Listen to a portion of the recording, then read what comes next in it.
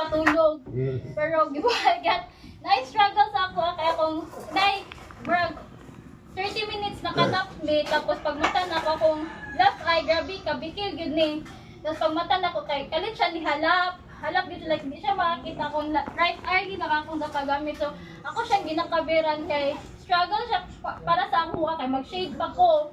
Tapos gamay kaayo ang circle but I think the Lord after 10 or 5 minutes kay gakaayo na pud siya tapos pag matulog na pud dayon ko gabalik siya. But I thank the Lord kay iya akong i-endure.